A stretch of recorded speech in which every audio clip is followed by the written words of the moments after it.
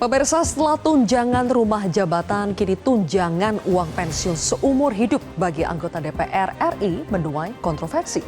Meski hanya menjabat 1 periode atau 5 tahun, anggota Dewan yang terpilih akan mendapatkan uang pensiun seumur hidup yang besarnya dari 2,5 hingga 3 juta rupiah per bulan. Wakil Ketua DPR Sufmi Dasko Ahmad menyatakan DPR mendengar kritik dari masyarakat dan akan mengkaji kembali aturan uang pensiun seumur hidup anggota Dewan. Apakah uang pensiun seumur hidup anggota DPR layak untuk dipertahankan atau sudah saatnya direvisi atau ditiadakan? Inilah kontroversi selengkapnya Cek Pensiun DPR bersama saya Zilvia Iskandar.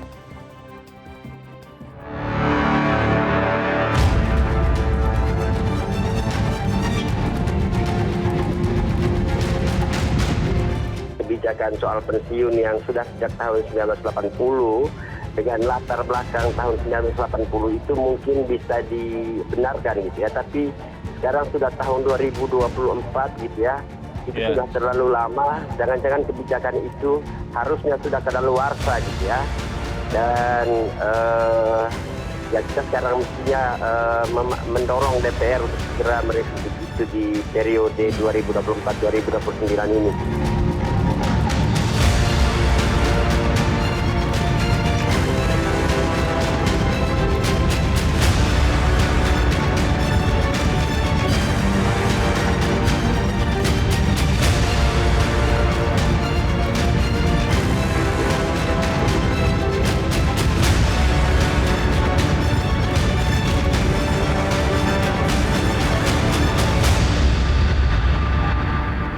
Pemirsa, untuk membahasnya sudah hadir 4 narasumber di Studio Metro TV. Saya perkenalkan di sebelah kanan ada anggota DPR RI fraksi Nasdem, Irma Suryani Caniago. Kakak Irma, selamat malam. Terima kasih sudah hadir di kontroversi. Kemudian ada anggota DPR RI fraksi Golkar, Nurdin Halid. Bang Nurdin, selamat malam. Selamat malam, Assalamualaikum. Waalaikumsalam. Di sebelah kiri saya ada Direktur Eksekutif Parameter Politik Indonesia, Adi Praitno. Mas Adi, selamat malam. Selamat malam. Terima kasih sudah hadir Mas Adi Prai. Dan juga ada Direktur Indonesian Parliamentary Center, Mas Ahmad Hanafi. Mas Hanafi, selamat malam. Selamat malam. Terima kasih sudah hadir semua jadi kontroversi malam hari ini. Kita berempat malam hari ini berlima sama saya. Langsung saja kita mulai. Kakak Irma, mulai dari Anda dulu ya. Kalau kita bicara kebutuhan, sebetulnya anggota DPR butuh tidak sih untuk mendapatkan uang pensiun seumur hidup? Sebenarnya seperti Bang Nurdin bilang tadi, sebenarnya bicara soal uang pensiun anggota DPR ini bukan kontroversi ya. Karena sebenarnya uang pensiun itu ada di nomenklatur. Jadi bukan barang baru yang diadakan gitu ya. Memang sudah ada gitu. Tapi memang kemarin Pak Dasko kan mengatakan bahwa akan ada evaluasi. Saya sepakat, saya pribadi sepakat ya untuk ada evaluasi, karena untuk anggota DPR misalnya yang 1 periode kemudian dapat tunjangan pensiun seumur hidup, itu juga menurut saya juga membebani keuangan negara lah ya, nggak fair juga gitu. Apalagi yang misalnya yang PAW hanya 1 tahun atau setengah tahun itu tetap dapat pensiun juga seumur hidup, itu juga nggak fair menurut saya. Memang harus ada evaluasi. Saran saya sih proporsional aja. Kalau dia pengabdiannya hanya 5 tahun, 1 periode ya uang pensiunnya juga 1 periode. Kalau dia 2 periode ya 2 periode. Kalau dia 3 periode mengabdinya ya 3 periode. Sesuai dengan masa pengabdiannya saja. Oke, ini terutama tidak fair bagi yang mereka hanya menjabat sebentar saja. Mau itu 1 periode atau PAW, itu yang tidak fair khususnya bagi mereka ya. Betul. Tapi kalau bagi yang sudah lebih dari 1 periode, Kakak Irma menilainya bagaimana? Fair-fair saja? Saya kira nggak ada juga ya orang yang umurnya 100 tahun, Zilvia. Ya, dia jadi anggota DPR misalnya dari umur 45 tahun atau 40 tahun. Ya paling dia umur 60 juga, mohon maaf ya. Ya udah selesai juga. Gitu. Kalau dia 3 periode ya kasih 3 periode lah. Kalau dia 2 periode kasih 2 periode. Tapi ini pengertian seumur hidupnya kan sampai meninggal dunia begitu sampai ya? Sampai meninggal dunia. Oke. Kalau menurut Bang Nurdin, tadi saya bicara soal kebutuhan ya. Ini kita bicara soal kelayakan. Layak atau tidak sebetulnya anggota DPR untuk dapat uang pensiun seumur hidup? Ini bukan soal kebutuhan dan bukan soal layak tidak layak, tapi ini adalah soal penghargaan. Gitu, ya. Kita jangan lihat dari nilainya. Ada orang menganggap ini bukan sesuatu yang penting bagi dirinya. Ya, tapi penghargaan sebagai pejabat negara itu patut negara memberikan apresiasi kepada pejabat negara. Nah, saya kira sekarang semua pegawai itu menghadapkan pensiun, itu penghargaan itu. Nah, kita tidak bisa mengatakan sesuatu apakah ini ada tidak ada atau merata tidak merata. Ya, pemerataan itu tidak boleh kita persepsikan bahwa saya dengan mahkamah misalnya harus sama. Tidak begitu cara menerjemahkan pemerataan dan keadilan dan ketidakadilan itu. Nah, oleh karena itu menurut saya sangat layak ketika negara memberikan apresiasi kepada negara. Evaluasi oke, tetapi kemudian kalau saya tidak setuju untuk evaluasi kemudian menghentikan, karena di dalamnya tidak ada penghargaan, menghapus penghargaan terhadap seorang pejabat negara yang telah mengabdi. Tapi kalau evaluasi misalnya satu periode yang PAW minimal satu periode, angkanya sekian, 2 periode begini, 3 periode begini gitu sebagainya. Dan itu tidak berlaku seumur hidup sebetulnya. Gitu. Saya misalnya pensiun DPR 2004, 2009 itu. Terakhir kemarin September, alhamdulillah saya masih hidup kan. Karena saya masuk lagi ke DPR, stop itu pensiun itu. Jadi tidak berlaku seumur hidup itu.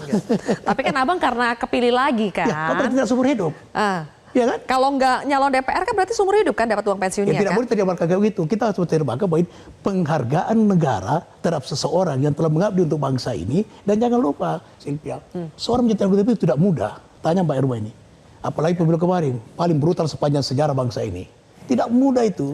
Kalau dikatakan layak, kemudian kebutuhan jauh tidak sebanding dengan perjuangan seorang anggota untuk menjadi pejabat negara. Secara kebutuhan nominalnya mungkin jauh sekali ya dengan apa yang sudah dikeluarkan untuk menjadi anggota DPR. Contoh misalnya, bukan sombong, bukan angku ya. Sebagai sebuah fakta, saya sejak pensiun nggak pernah saya terima. Simpan aja situ. Berarti bukan soal butuh dan kebutuhan kan? Sampai sekarang masih ada. Terima sih terima, tapi belum kepake gitu maksudnya ya Bang? Iya, saya tidak pernah cek juga. 2 tahun, 3 tahun yang lalu saya cek. Gitu. Jadi bukan soal butuh dan tidak butuh. Ini soal penghargaan negara terhadap seorang yang mengabdi untuk negerinya, menjalankan aspirasi rakyat, itu penghargaan. Berarti layak ya? Layak karena sangat itu berupa layak, penghargaan. Bukan soal butuh dan tidak butuh. Itu. Oke, tapi ini soal kelayakan terhadap pejabat negara, Mas Adi. Jadi layakkah seorang anggota DPR untuk mendapatkan uang pensiun seumur hidup karena atas nama penghargaan kepada pejabat negara? Ya, saya sebenarnya kalau mau jujur antara layak dan tidak layak. Dan kalau kita bicara tentang nominal, bagi anggota dewan 2 juta, 3 juta sebulan, bagi saya nggak penting-penting amat. Anggota dewan ini kan kesannya adalah mereka yang sudah mapan secara ekonomi, mereka juga sudah mantap kehidupannya dan sudah tak lagi berpikir tentang uang.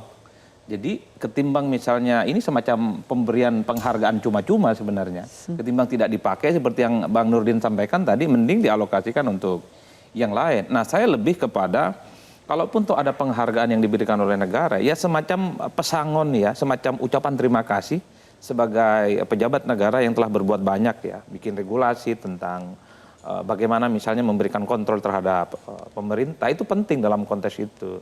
Itu pertama. Nah, yang kedua, kenapa pesangon untuk anggota dewan ini dianggap agak sedikit ramai? Karena memang selama ini persepsi soal anggota dewan itu buruk secara umum. Jadi bagaimana tingkat kepuasan publik, persepsi publik terhadap kedewanan atau anggota dewan pada hari ini kan tidak kondusif dan tidak baik. Sangat rendah, dia hampir beririsan dengan partai politik. Apa yang dibayangkan oleh publik, anggota dewan ini dianggap ya kerjaannya itu malas-malasan. Prolegnas tidak pernah tercapai, hidupnya mewah-mewah. Dan mereka secara umum bekerjanya 5 tahun sekali. Ini yang kemudian paradigm shift. Ada perubahan paradigma yang mesti harus diubah. Kalau anggota dewan itu kelihatan adalah memperjuangkan aspirasi rakyat, dia rajin bekerja kepada masyarakat, jangankan seumur hidup tunjangan, bahkan keluarga besarnya pun juga sangat layak untuk diberikan fasilitas-fasilitas yang lain, rumah ataupun fasilitas yang lainnya. Jadi ini tentu tidak dilepaskan karena ada persepsi yang kurang baik terhadap anggota dewan dan DPR secara kelembagaan.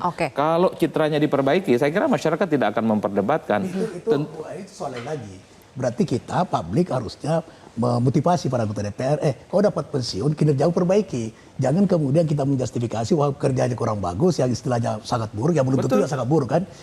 Kemudian kita menjustifikasi bahwa tidak boleh kamu dapat tunjangan karena kinerja buruk. Justru kinerjanya harus dorong, kalian ini dapat tunjangan perumahan, tunjangan macam-macam, tunjangan pensiun, perbaiki kinerjanya sehingga publik puas tentang kinerja itu. Betul.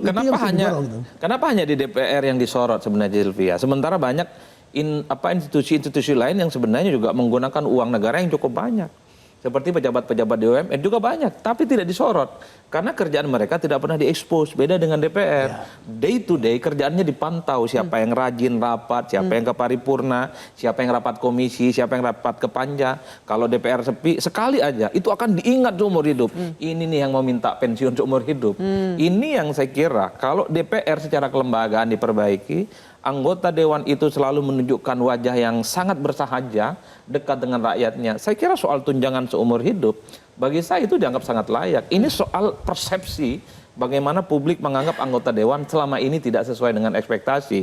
Itulah yang saya sebutkan, kalau mau jujur, tunjangan semacam ini justru dalam tanda kutip ya, merusak kredibilitas kawan-kawan DPR. Angkanya nggak besar, Zilvia, 2 juta, 3 juta. Mungkin kalau bagi saya, yang rakyat biasa hanya sebatas dosen, tunjangan begitu luar biasa, itu durian runtuh. Tapi bagi anggota dewan, paling dilihat tunjangan itu per 10 tahun sekali, per 20 tahun sekali. Jadi maksudnya ketimbang kecil angkanya nggak dipakai juga seperti Bang Nurdin, mendingan tidak usah. Gimana maksudnya? Mendingan tidak usah Bang Nurdin bukan sekali soal ya. di situnya. Itu saya bilang tadi, ini bukan soal nilai, bukan soal layak tidak layak, tapi ini soal penghargaan. Sama sekarang kita lihat, apakah seorang presiden itu butuh perumahan yang kurang lebih 40 miliar? Menurut saya kalau dari sisi itu tidak butuh. Mereka sudah punya rumah yang bagus. Pak SBY, Ibu Mega, Pak Harto dan sebagainya. Tapi kenapa negara memberikan perumahan? Memberikan rumah, bangunkan rumah. Setelah itu nilainya kurang lebih berapa? 20-40 miliar kalau nggak salah itu ya. Nah, itu bukan karena nilainya. Tapi bukan karena tidak layak, penghargaan negara kepada seorang presiden. Gitu. Apa itu seperti kita Kalau diganti sedikit jadi pertanyaannya nih Bang Nurdin. Ketika ada kewajiban tentu ada hak. Gitu. Oke, ketika diganti sedikit ya pertanyaannya. Minta penghargaan, tapi apa yang bisa menjustifikasi penghargaan itu? Toh kinerjanya banyak dikritik. Jadi bukan untuk maksud apa? saya, dana pensiun itu adalah wujud penghargaan negara terhadap seorang anggota DPR. Soal lain lagi soal kinerja. Kinerjanya rakyat harus mendorong. Menyatakan kepada anggota DPR, kalian dibayar oleh negara, tunjangan katakanlah seumur hidup, perbaiki kinerjanya, perjuangkan aspirasi kami, itu soal lain lagi. Gitu. Jadi jangan kita mengkaitkan sesuatu yang dimana kita menjustifikasi bahwa ini tidak layak. Oke, Ini. Bang Nurdin bisa memisahkan ya, tapi Kakak Irma kalau rakyat itu pasti melihatnya itu penuhi dulu kewajibannya, baru minta haknya, kan akan seperti itu melihatnya. Iya, sebenarnya kalau kita mau bicara soal kinerja, anggota DPR itu kerjanya setengah mati juga loh. Tapi kan nggak pernah terpublikasikan satu. Saya bicara sama Sekjen DPR, harusnya ada public relation yang menyampaikan kepada publik apa-apa saja yang sudah dilakukan oleh DPR. Tapi itu nggak dilakukan. Nah itu yang pertama. Dan yang kedua, tadi Adi bilang soal legislasi. Kalau saya nggak setuju DPR itu memproduksi legislasi banyak, tapi kemudian semuanya itu bersayap-sayap. Baru dibikin kemudian masuk MK. Ya. Itu yang kami di Komisi 9 terus terang saya menyampaikan pada teman-teman, kita nggak boleh begitu. Produk kita harus benar, harus bagus, begitu keluar nggak boleh masuk judicial review. Itu baru Jangan benar. ngejar banyaknya aja gitu. Tapi ya. kalau kita ngejar kuantitasnya gitu ya, tapi kemudian begitu keluar langsung masuk judicial review untuk apa juga? Kalau saya berpikirnya begitu jadi nggak perlu ya prolegnas itu tercapai target sekian gitu. Makanya saya bilang sama Balik nggak usah pakai target. Ya kan? Untuk apa kasih target kalau nggak bisa dicapai? Akhirnya yang jelek juga anggota DPR kan? Jadi serba salah nih Kakak Irma. Iya. Nah yang ketiga, anggota DPR itu kan representatif dari partai politik. Kalau ada anggota DPR yang males, partai politiknya harus beri punishment. Nah kan selama ini nggak ada punishment. Tidak ada punishment dan tidak ada juga yang namanya reward. Nah ini menarik ini. Nah harusnya ada punishment dan ada reward. Sehingga kinerja anggota DPR itu bisa terukur gitu loh. Jadi menarik Mbak Irma ini ya. Saya kira itu Silvia. Ya. Tadi juga dengan Bung Adi bahwa kalau kinerjanya kurang bagus, misalnya dia sidang komisi DRDP paripurna hanya datang wakilnya atau TA-nya absen atau sedang absen sudah pergi. Ini mesti ada talent scouting. Nah, sehingga jangan kita menjustifikasi semua anggota DPR itu malas, semua anggota DPR itu tidak bekerja dengan baik. Saya kira persyaratannya perlu diperketat. Bahwa orang mendapatkan dana pensiun ada catatan, ada aturannya, ada persyaratannya. Tapi gini Bang, kehadiran di paripurna pun Bang ya, nggak semuanya itu bolos Bang. Ada juga misalnya nih, kita sedang kunjungan kerja, itu kan kita memang nggak boleh masuk di paripurna. Gitu loh. Nah, bukan itu contoh saja. Itu Misalnya, ada juga Zilvia yang Oke, seperti itu. jadi maksudnya kriteria untuk mendapatkan uang pensiun itu diperketat saja begitu? ya diperketat. Harus diperketat. Oke, Mas Hanafi, saya tanya dulu ke Anda, sebetulnya masalahnya di mana sih ketika publik ada yang mempermasalahkan anggota DPR itu mendapatkan uang pensiun seumur hidup, bahkan Bang Dasko sampai bilang bahwa DPR memang mendapatkan banyak masukan dan kritik soal uang pensiun ini dan akan mengkajinya. Jadi sebetulnya masalah utamanya di mana sampai ini dipersoalkan? Jadi gini, DPR itu kan kerjanya 5 tahun. Itu pun kalau yang dilantik dari awal gitu ya. Kalau dia di pertengahan atau di akhir, dia kan kerjanya cuma 1-2 tahun gitu ya. Nah begitu dia kerja 5 tahun, maka dia akan dapat pensiun. Dia cuma kerja 5 tahun, tapi pensiunnya melebihi dari batas waktu dia kerja. Ya. Itu yang menjadi permasalahan. Sementara di pegawai-pegawai lain di eksekutif, mereka dapat pensiun dengan memotong gajinya sendiri gitu ya. Ditambah tentu dengan ditambah dari subsidi dari negara. Ini yang dinilai tidak adil oleh masyarakat mengenai persoalan Dan itu uang ya. pensiun kalau di institusi lain itu keluar setelah mereka sudah habis memang sudah memasuki umur pensiun. Ya, ketika sudah pensiun baru dikasih. Ya. Nah, ini yang menjadi masalah karena kerjanya jadinya nggak proporsional. Saya sepakat tadi bahwa memang harusnya uang pensiun DPR ini proporsional dan ada lembaga sendiri yang mengurusi soal pensiun ini karena kalau tidak begitu nanti akuntabilitasnya tidak bisa dipertanggungjawabkan. Kerja 5 tahun nanti bisa diperhitungkan misalnya apakah 5 tahun ditambah 1 tahun atau 2 tahun dan lain sebagainya. Itu perlu ada kriteria tersendiri. Nah, apakah pensiunan ini penting, layak atau tidak layak? Sebagai orang yang bekerja pada lembaga negara, lembaga tinggi negara, ada presiden, ada eksekutif, kemudian ada legislatif, ada yudikatif. Saya kira kalau negara ini menghargai mereka dalam posisi mengurusi lembaga-lembaga itu, saya kira itu sebagai bentuk penghargaan gitu ya. Nah persoalannya sekarang itu surplus penghargaan gitu. Jadi ketika kemarin selesai periode itu kan DPR dapat koin emas itu ya, dapat koin emas, kemudian dapat lagi kemudian uang pensiun dan lain sebagainya. Nah ini yang saya kira bahwa itu sebagai penghargaan iya, tapi jangan sampai kemudian publik mempersepsikan bahwa seolah-olah DPR ini haus penghargaan gitu ya. Anggota DPR ini haus penghargaan. Sementara di sisi lain belum menunjukkan kinerjanya yang memuaskan. Memang kita tahu bahwa di DPR itu adalah proses kebijakan ya. Proses kebijakan artinya proses itu bisa jadi selesai, bisa jadi tidak selesai, bisa jadi disepakati secara bulat, bisa jadi tidak. Dan itu menimbulkan persepsi yang kadang nggak buruk di mata publik sedikit itu saya ya. klarifikasi ya soal emas ya. Sebenarnya emas itu cuma 5 gram dan itu bukan bentuk penghargaan ini emas, salah ya. Itu hanya kenang-kenangan yang ada gambar DPR RI-nya. Jadi itu bentuk dari bisa dibilang cenderamata mata. Dan hanya 5 gram. Hanya 5 gram. Oke, baik. Oke, intinya Bukan emas batangan loh ya. Ya, menurut Mas Hanafi ada surplus penghargaan. Surplus itu kan pasti akan dibandingkan dengan kinerja lagi, balik-balik kinerjanya sudah sejauh mana ya. Nanti kita akan bahas lagi, tapi kita harus jeda terlebih dahulu. Pemirsa tetaplah di Kontroversi.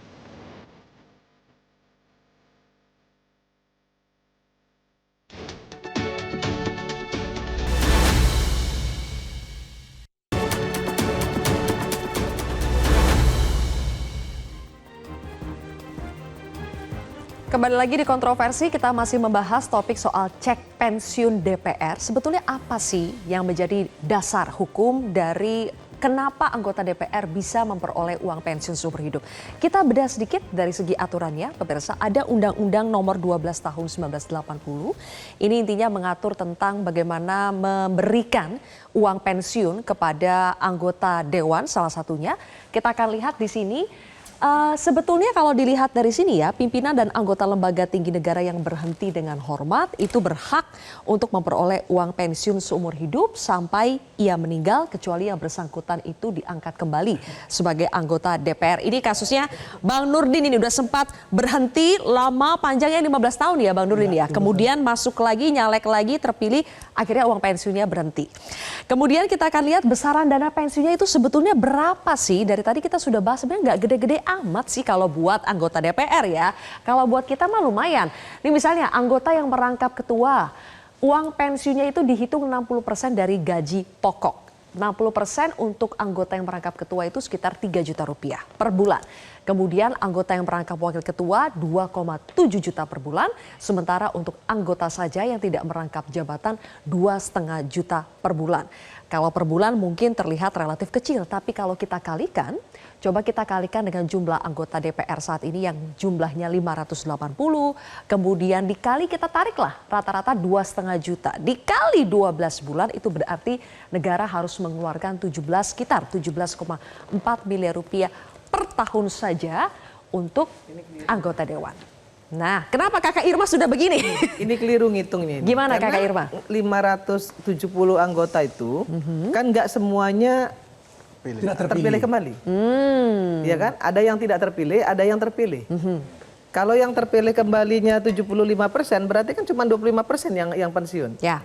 Jadi ini hitungannya belum benar juga nih. Ini Diasumsikan itu. asumsi, Iya, namanya tapi juga gini, perhitungan. Betul. kita Tapi terima kasih sudah bantu kalau menjelaskan angka Kakak tidak Irma. Tapi kita harus gini, kita harus juga menyampaikan ini ke publik secara benar Ya, supaya ya. angka ini jangan dianggap bahwa ini sudah pasti akan keluar setiap per tahun tahun. keluarnya segitu. Nah sekarang pertanyaan apa? Yang mau dikomentarin apa yang dengan 17 miliar? Berarti banyak ya, lumayan banyak loh Sekarang itu. bandingkan dengan pegawai negeri. Angkanya, Bang Coba Nurdin. katakan pegawai negeri 1 juta. 1 juta rupiah. Kali berapa juta pegawai negeri? Dan pegawai negeri nggak keluar uang loh waktu dia masuk jadi DPR. pekerja. Dibandingkan dengan pegawai Itu yang saya negeri. katakan tadi. Pak. Ah. Pemerataan tidak berarti harus sama. Keadilan tidak berarti harus sama.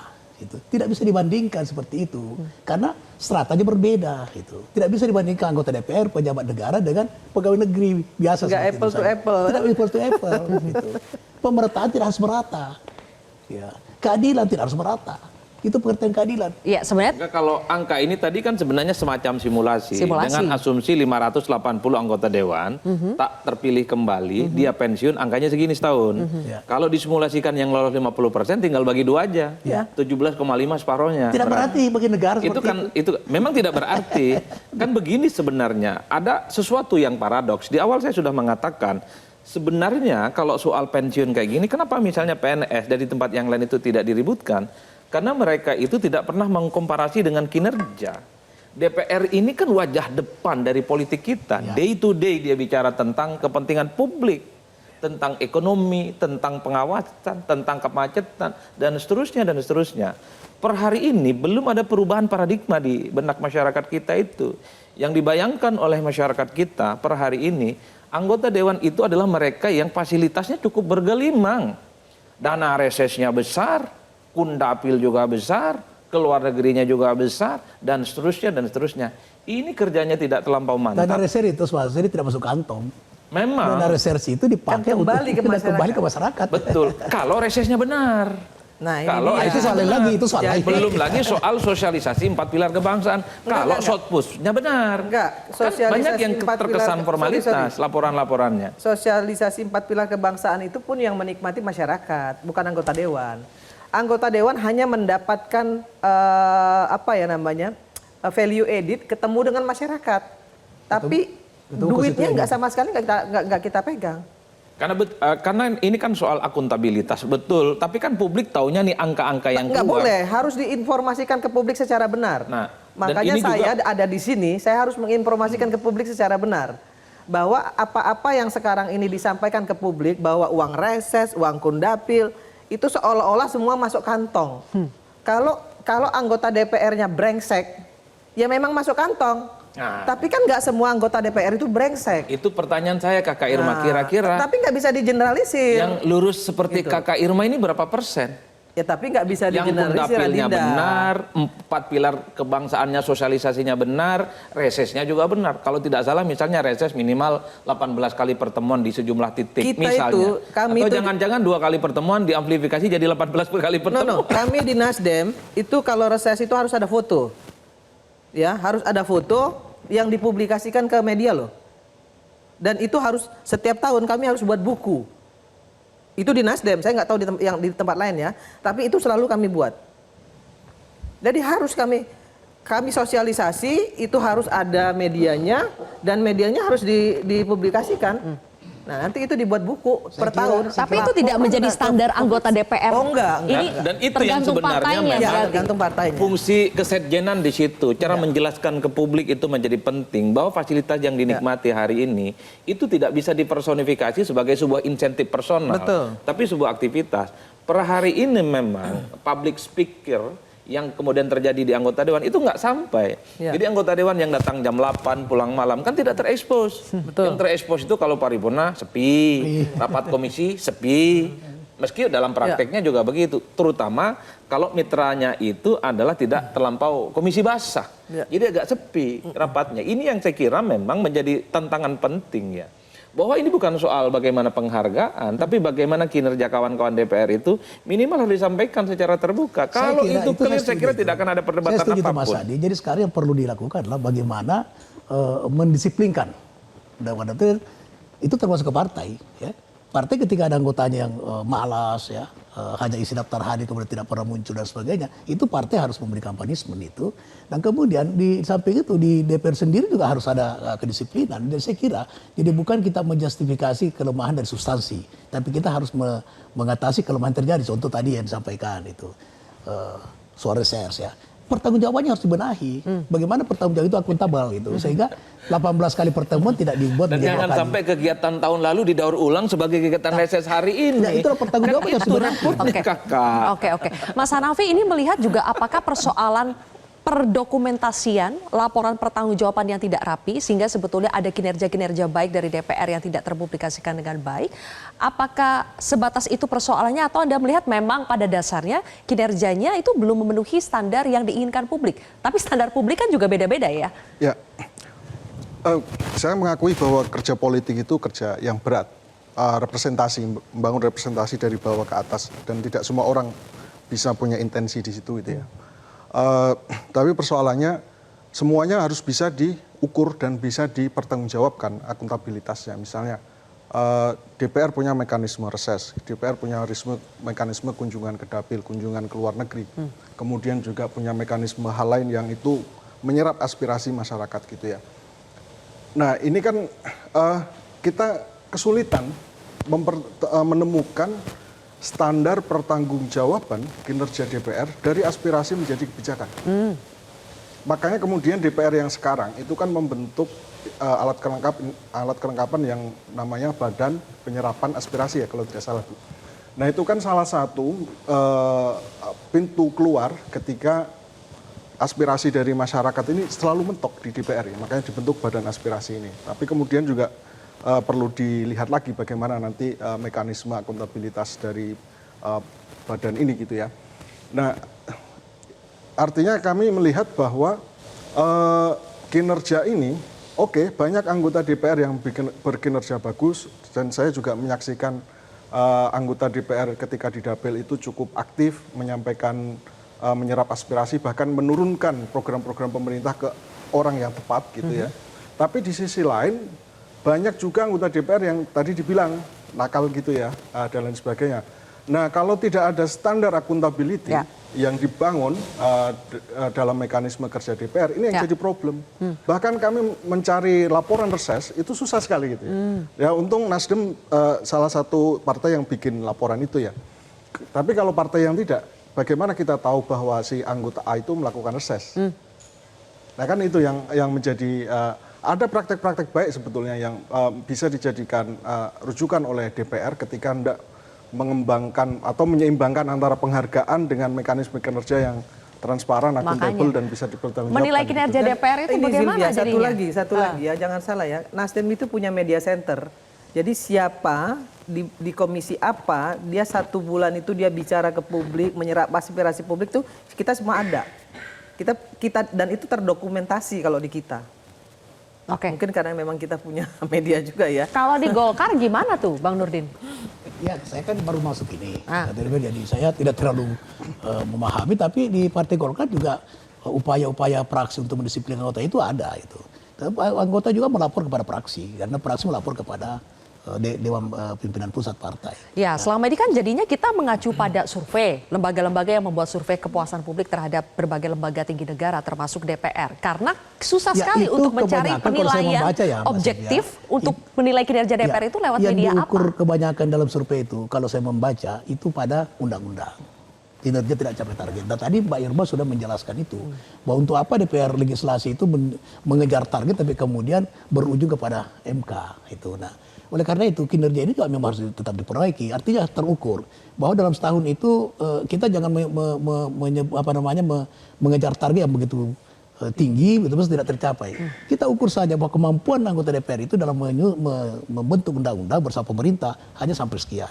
Nah, Berarti yang membuat targetnya harus realistis dong di harus awal. realistis gitu. Tidak boleh mengada-ada, bukan juga mengada, tidak boleh mimpi gitu loh. Tidak boleh ego di situ. Kita kan bisa ukur sebetulnya 12 bulan itu berapa waktu yang bisa dilakukan untuk berapa lama bisa dilakukan untuk membuat satu undang-undang. Itu bisa diukur sebetulnya itu. Nah, sehingga kinerja DPR yang sekarang ini diukur hanya dari kehadiran. Yang kedua adalah undang-undang tidak tercapai sehingga disimpulkan kinerja DPR itu kurang Kalau bagus. hadir juga dia sebagai follower untuk apa juga? Kan memang selama ini kan anggota dewan itu dipersepsikan sebagai anggota yang penuh dengan fasilitas dan bahkan bergelimang. Punya namanya tenaga ahli, punya asisten pribadi dan seterusnya dan seterusnya.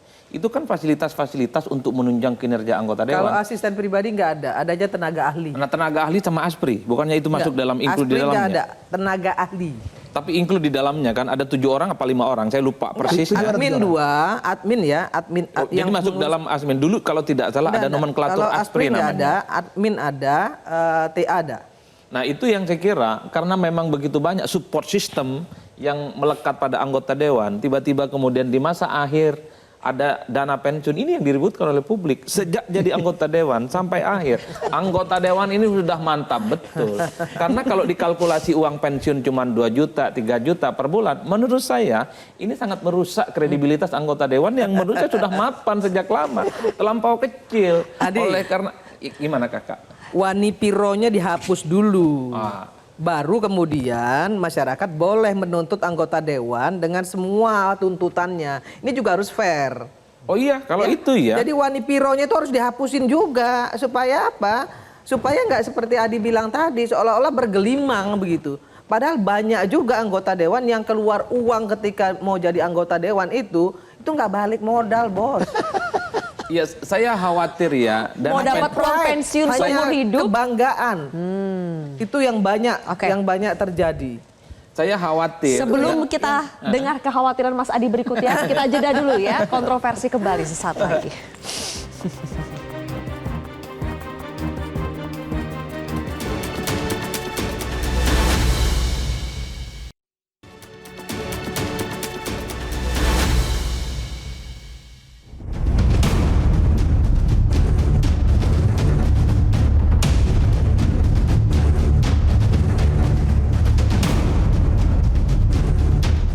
Jadi memang masukan dari masyarakat itu sudah banyak dan memang kita akan kaji, kita anggap itu sebagai aspirasi dari masyarakat yang ditujukan kepada DPR RI. Jadi tidak hanya aspirasi mengenai pembangunan di daerah, tapi juga termasuk aspirasi tentang DPR sendiri. Dan kita akan bawa ini dalam rapat masa sidang yang akan datang.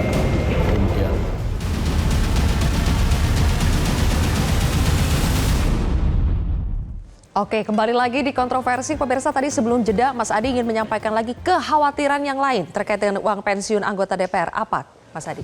Ya, karena begini, ini kan anggota dewan saya selalu berulang kali menyebut, ini kan mapan secara ekonomi. Jangan hanya karena uang pensiun yang tidak seberapa, seakan-akan DPR itu rusak gara-gara itu.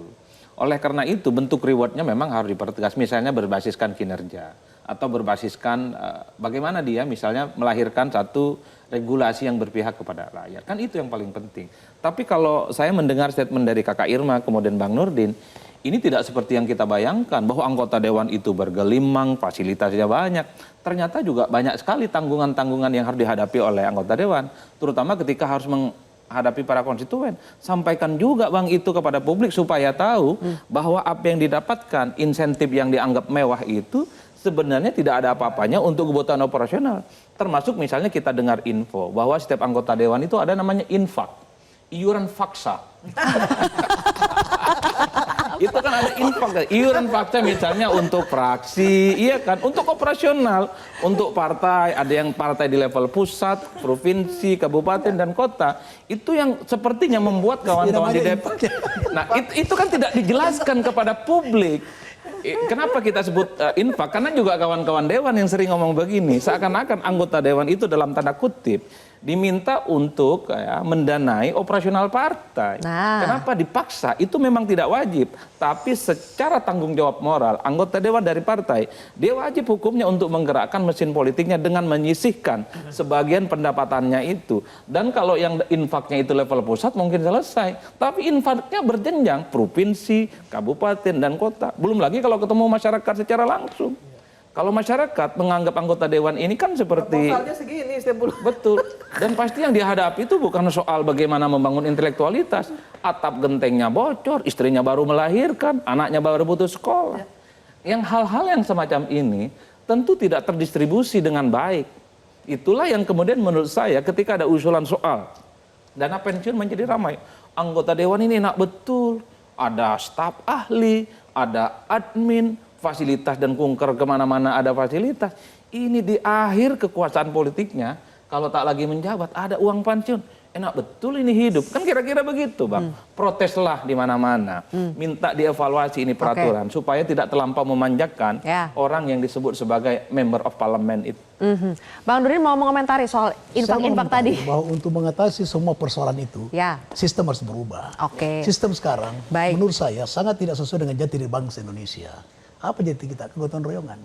Kegotong royongan itu tercipta ketika ada kebersamaan, ada kerjasama, kekeluargaan. Gitu. Sekarang nggak ada itu. Kekeluargaan itu udah nggak ada, kebersamaan itu nggak ada. Tuh. Berapa setoran kita pilih? Belum tentu juga. Akhirnya apa? Sistem sekarang itu menghasilkan masyarakat yang sangat pragmatis. Dan itu cenderung merusak moral bangsa. Sistem pemilunya, bayangkan saja seorang kepala desa. Dulu ketika kita memilih kepala desa itu tokoh. Sekarang memilih kepala desa kalau tidak punya duit itu tidak kamu kita terpilih, sekarang pun dia tokoh. Itulah buruknya sistem kita. Nah oleh karena itu kembalikan kepada demokrasi Pancasila. Demokrasi kita sekarang bukan demokrasi Pancasila, demokrasi liberal. Gitu. Akan panjang kalau kita bahas bagaimana untuk mengubah sistem pemilu ini Bang Nurdin. Itu supaya bisa kita menyelesaikan seluruh persoalan kita, rubah sistemnya. Kita simpan ini untuk episode berikutnya, tapi sebelum kita mengubah sistem pemilu yang lebih besar lagi, coba kita ubah dulu. Kalau kan Bang Dasko mengatakan akan dikaji soal aturan uang pensiunan anggota DPR ini. Kalau mau dikaji, apa yang harus dikaji? Siapa yang dilibatkan untuk mengkaji ini? Menurut Mas Hanafi, supaya pengkajian itu fair, memang akan menghasilkan sebuah skema yang lebih baik, itu harus melibatkan siapa saja dan apa yang dikaji? Lembaga kepegawaian negara, saya kira itu otoritas yang paling otoritatif lah ya untuk membicarakan soal pensiunan ini, Kementerian Keuangan dan lain sebagainya. Saya kira soal proporsionalitas dan transparansi, dua hal itu yang menurut kami perlu diperdalam gitu ya. Kalau dia kerja 5 tahun, pensiunnya 5 tahun gitu, apakah mau ditambah atau tidak, ketentuannya seperti apa. Tadi Mas Adi menyampaikan kalau dia mengusulkan RUU misalnya, dia dapat insentif tambahan atau seperti apa, dan ketika RUU itu berhasil diusulkan gitu ya. Nah hal-hal seperti itu yang perlu dikembangkan lebih lanjut. Kemudian saya kira perlu ada kelembagaan sendiri. Nah ini salah satu yang kalau kita bicara sistem di parlemen kita, DPR itu semua pegawainya, kecuali yang direkrut oleh anggota DPR gitu ya, atau tenaga ahli, itu semuanya kan di bawah kekuasaan eksekutif. Nah ini yang jadi kemudian membuat beberapa gerak langkah DPR itu tidak bisa secara bebas begitu ya, karena pegawainya dari eksekutif gitu ya. Nah, memang ada gagasan-gagasan bagaimana supaya DPR itu mengolah anggaran untuk dirinya sendiri, untuk kepentingannya sendiri, untuk keperluan kebutuhan operasionalnya sendiri, didefinisikan secara terbuka dan akuntabel gitu ya. Misalnya untuk kebutuhan anggota DPR turun ke dapil itu apa saja sih? Detail aja, tidak perlu mengikuti nomenklatur yang dibuat oleh eksekutif, tapi DPR punya nomenklatur sendiri. Pegawai-pegawai seperti perisalah dan lain sebagainya itu juga dikembangkan oleh DPR sendiri. Nah saya kira secara mendasar itu perlu dikaji lebih jauh. Tentu saja untuk pensiun ini kebutuhan utamanya adalah soal proporsionalitas, transparansi, dan akuntabilitas. Paling mudah memang uang pensiun itu diukur dia di DPR-nya berapa tahun, uang pensiunnya dihitung sesuai dengan lamanya dia menjabat. Itu paling mudah ya, paling mudah. Kalau bisa diusulkan ya. Oke, tapi apakah Mas Adi, kalau kita mengubah nih aturan soal undang-undang soal uang pensiun anggota DPR ini, mungkin tidak anggota DPR itu membuat aturan yang berpotensi merugikan dirinya sendiri. Uang pensiunnya lebih... Jangan dijawab cepat-cepat. Boleh dijelaskan nanti, kita jeda lagi. Pemirsa, kontroversi kembali sesaat lagi. Ini break ini. Break.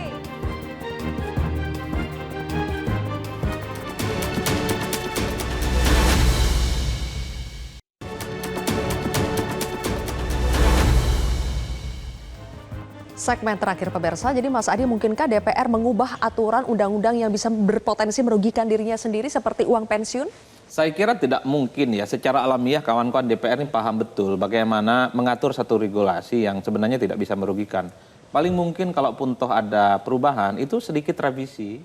Kalaupun toh tidak seumur hidup, mungkin dalam jangka waktu tertentu, bisa dalam jangka waktu 5 tahun ataupun 10 tahun uang pensiunnya. Tapi secara prinsip, karena ini adalah amanah undang-undang, sepertinya hak itu juga harus diberikan. Tapi kalau seumur hidup, saya termasuk yang tidak terlampau menganggap ini penting karena memang jabatan politik anggota dewan bukan seumur hidup. Beda dengan ASN, melekat pada dirinya dalam batas umur tertentu, sebut saja 55 tahun dia pensiun, wajar. Karena all the time, sepanjang hidupnya dia mengabdi untuk bangsa dan negara. Anggota dewan yang dilihat oleh publik bukan untuk mengabdi bangsa dan negara. Mengabdi bangsa dan negara iya, ada judulnya, tapi mengabdi kepada partainya juga ada. Kan itu yang kemudian dibaca oleh publik. Jadi uang pensiunnya jangan penuh-penuh amat. Ada hak yang harus diberikan, tapi tidak sepenuhnya seperti aparatus-aparatus lain yang memang dia mengabdi dan bersumpah bahwa hidup dan matinya untuk kepentingan bangsa dan negara. Berarti seumur hidupnya dihapus lah ya? Dihapus, dikurangilah tipis-tipis. Bang Nurdin, DPR mau tidak mengubah aturan yang berpotensi merugikan dirinya sendiri? Bisa saja ketika itu merupakan kehendak rakyat, ya. Bisa saja DPR merubahnya. Tapi kemudian kalau menghilangkan saya nggak setuju. Kenapa? Karena tadi bukan soal layak tidak layak, bukan soal kebutuhan dan tidak kebutuhan, tapi soal penghargaan negara kepada anggota DPR. Nah, oleh karena itu maka saya setuju kalau dilakukan evaluasi, tapi evaluasi adalah berkaitan dengan persyaratan orang mendapatkan dana pensiun seumur hidup atau tidak seumur hidup dan sebagainya. Itu perlu memang dilakukan evaluasi terhadap itu. Saya kira itu. Oke, kalau dievaluasi diatur saja sederhananya sesuai dengan masa jabatannya. Ya bisa saja kalau yang PAW setahun, 2 tahun tidak perlu mendapatkan pensiun, misalnya seperti itu. Kemudian 5 tahun pensiun sampai berapa lama, gitu ya. 2 periode sampai berapa lama, 3 periode sekarang ada sampai 6 periode, 7 periode itu. Nah itu kan pengabdian yang luar biasa. Dan itu berarti bahwa dia disenangi oleh rakyat. Kalau tidak disenangi oleh rakyat tidak mungkin terlepas ada faktor non teknis ya. Tapi orang yang 3 periode, 4 periode, berarti dia menjalankan aspirasi rakyat itu. Lagi. Mas Hanafi, masyarakat hari ini kan seperti selalu punya presiden buruk ya. Kalau misalnya mendengar DPR itu dapat tunjangan ini, dapat fasilitas ini, bawaannya itu negatif saja karena selalu dibandingkan dengan kinerjanya. Bagaimana ya supaya tunjangan, fasilitas, semua apa yang didapatkan yang bagi anggota DPR ini adalah penghargaan, tidak perlu dipersoalkan oleh masyarakat. Apa yang harus diubah? Tunjukkan kinerja. Sesimpel itu ya? Ya, tunjukkan kinerja. Kinerjanya itu dalam konteks begini. Tugas utama DPR itu adalah merepresentasikan kepentingan rakyat. Bagaimana supaya kepentingan rakyat dalam kebijakan diakomodir itu tidak bertentangan atau tidak berselisih dengan kehendak rakyat itu sendiri. Nah, kenapa kemudian DPR banyak dikritik? Karena ini nggak ketemu gitu ya. Kebijakannya ke sini, kehendak rakyatnya ke sini. Makanya kemudian banyak yang judicial review ke Mahkamah Konstitusi, makanya kemudian banyak yang demonstrasi dan lain sebagainya. Saya kira ini yang jadi perhatian, bagaimana kemudian aspirasi arus bawah ini ditangkap arus atas, jadi kebijakan yang itu kembali kepada masyarakat yang menyampaikan itu. Oke, Kakak Irma terakhir, apapun kebijakan yang di undang-undang yang dibuat oleh DPR itu kan pasti selalu aja ada yang setuju, ada yang tidak setuju. Tapi kalau itu selalu dipertentangkan dengan apa yang didapatkan oleh anggota dewan, fair tidak sih sebenarnya? Saya kira nggak fair ya. Nggak fair karena gini, masyarakat juga harus juga fair dalam bertindak gitu ya. Hilangkan dulu dong Wani Pironya ini dihilangin ya, Wani Pironya dihilangin, kemudian DPR itu dipilih tidak dengan wani piro, sehingga apa yang tunjangan-tunjangan yang sudah diberikan oleh pemerintah itu kembali ke DPR dengan konstruktif. Saya kira nggak ada lagi itu ribut-ribut itu. Nah ini sekarang mau jadi anggota DPR aja bisa sampai 20 miliar loh. Terus kalau kemudian anggota DPR-nya nggak balik lagi ke dapilnya karena sudah diperes di depan 20 miliar, rakyatnya marah juga kan. Udah dipilih nggak balik-balik lagi ke dapil gitu. Sementara si anggota DPR-nya ini bilang, kan lu suara lu udah gua beli gitu. Nah ini kan jadi kontroversi terus, mana itu kontroversi ini. Nah ini juga yang mesti jadi masalah gitu ya. Terlepas dari modal yang sudah dikeluarkan pada masa kampanye, kan itu tidak boleh mempengaruhi kinerja anggota DPR Artinya dong. gini Sylvia, artinya menurut saya si pemberi dan si penerima dihukum aja. Nggak boleh ada lagi uang kampanye. Kalau sekarang kan masih ada 60.000 kalau nggak salah yang boleh. Dan itu masih digunakan oleh anggota. Kan 60.000 masih boleh nih. Jadi kalau kita kasih 50.000 masih nggak masalah kan gitu. Harusnya sama sekali nggak boleh ada. Mau mereka datang, mau mereka nggak datang di dalam sosialisasi, nggak ada masalah. Sistem kita harus dirubah. Nah, kalau itu dilakukan saya kira kinerja anggota DPR kita akan benar. Oke, jadi Nah rekrutmen partai juga akan jadi benar. banyak sekali. Dari hulu ke hilir harus banyak yang direvisi untuk bisa membenahi semuanya ya. Terima kasih kakak-kakak sudah hadir di kontroversi malam hari. Kita berikan tepuk tangan untuk kita ya. Terima kasih. Pemirsa, jika uang pensiun adalah hak, maka ada kewajiban yang harus dipenuhi anggota dewan yang terhormat.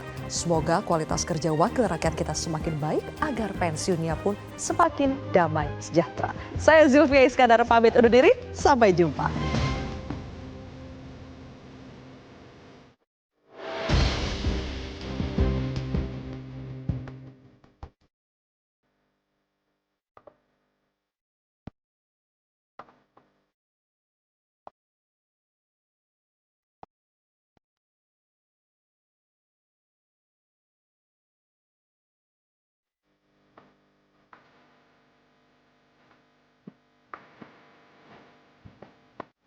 Metro TV